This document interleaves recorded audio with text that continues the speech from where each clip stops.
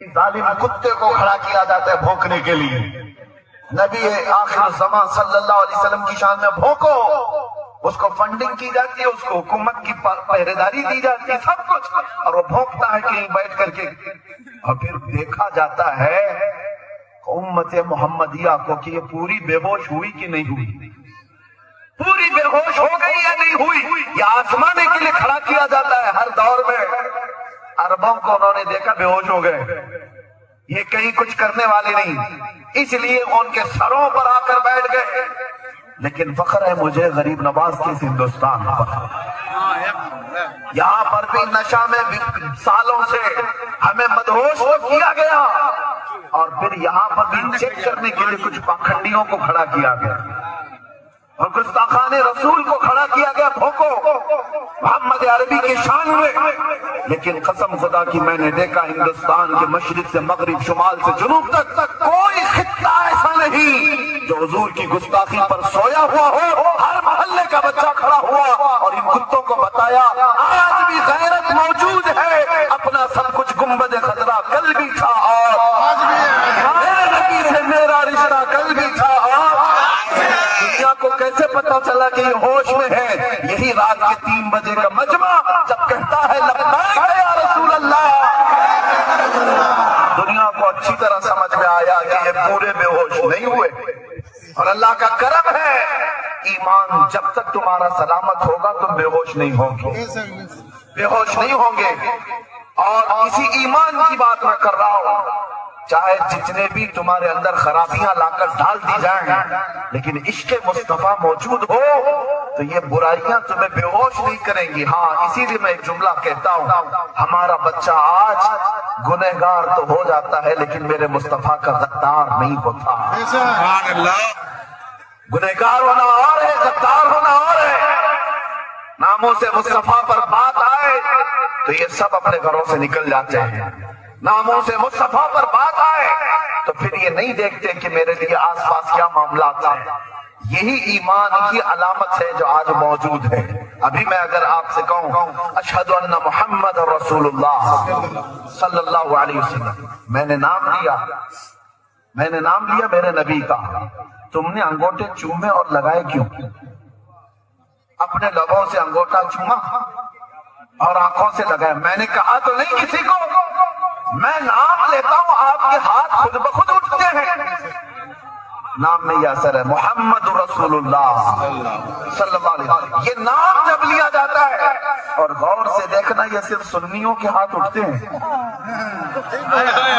انگوٹھے سب کے نہیں اٹھتے, سنیوں کے اٹھتے ہیں. وہ چاہے کسی بھی حالت میں بیٹھا ہو, ارے پان کھا رہا ہو, کچھ بھی کر رہا ہو, نام آیا تو انگوٹھوں کو بوسا لیا اور پھر آنکھوں سے لگایا. یہ اس بات کی علامت ہے تمہیں چومنے کے لیے آرڈر دینے کی ضرورت نہیں, اندر جو موجود عشق ہے وہ بے اختیار انگوٹھے اٹھا دیتا. اندر جو محبت ہے وہ علامت میں بتا رہا ہوں, علامت میں بتا رہا ہوں. کون کہتا ہے یہ مری ہوئی قوم ہے؟ کون کہتا ہے ہماری اس قوم کو بول بول بول کر کے نروس کر دیا گیا کہ یہ مری ہوئی قوم ہے, بکھری ہوئی قوم ہے, ٹوٹی ہوئی قوم ہے. ارے میں اس لیے آتا بھی ہوں, اگر مری ہوئی ٹوٹی ہوئی بکھری ہوئی قوم ہے تو ہمارا یہ نام پورے الیکشن میں چلتا کیوں ہے؟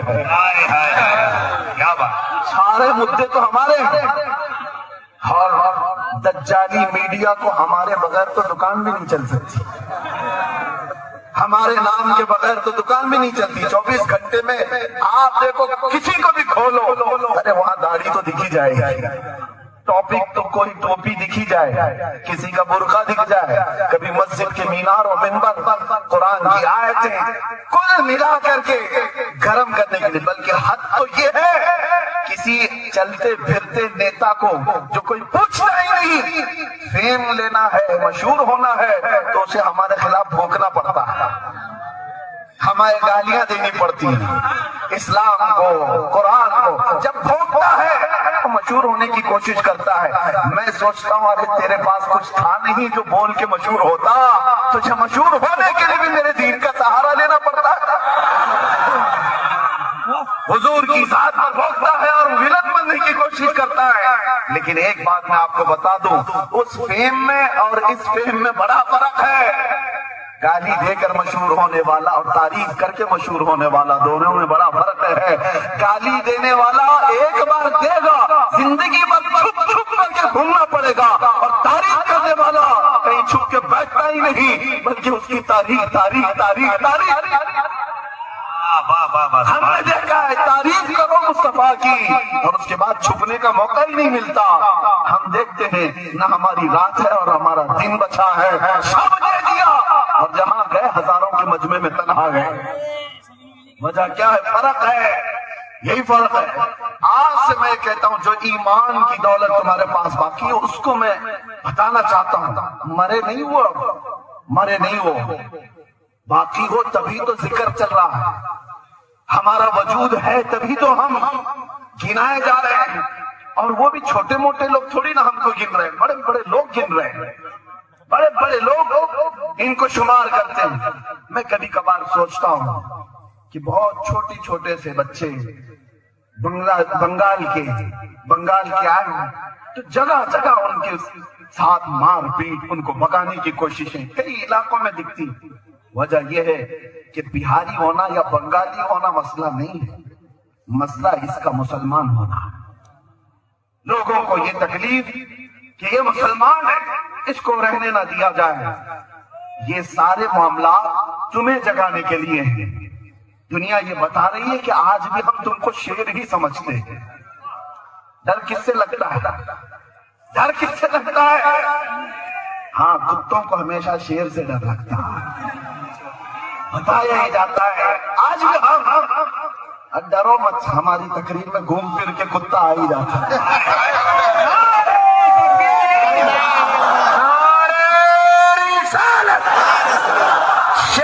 مسلک اعلیٰ حضرت شیر ہندوستان. میرے عزیزوں، آپ کو جو ڈرا رہا ہے یہ کہہ کر کے بکھری ہوئی ٹوٹی ہوئی قوم ہے، ان کی طرف توجہ مت کرو. آپ کے پاس جو چیز ہے اسے اچھی طرح سے معلوم ہے، اسے اچھی طرح معلوم ہے. نبی پاک صلی اللہ تعالیٰ علیہ وسلم پر مر مٹنے کا جذبہ جب تک تمہارے اندر سلامت رہے گا، جب تک باقی رہے گا، خدا کی قسم کبھی تمہیں روئے زمین سے پوری طرح مٹایا نہیں جا سکے گا، کبھی نہیں. ہاں ایک بات ہے، اس قوم کو مٹنا ہی چاہیے جو اپنے نبی کی عزت کے لیے سیریس نہیں، جو حساس ہے، اس قوم کو تو جانا ہی چاہیے.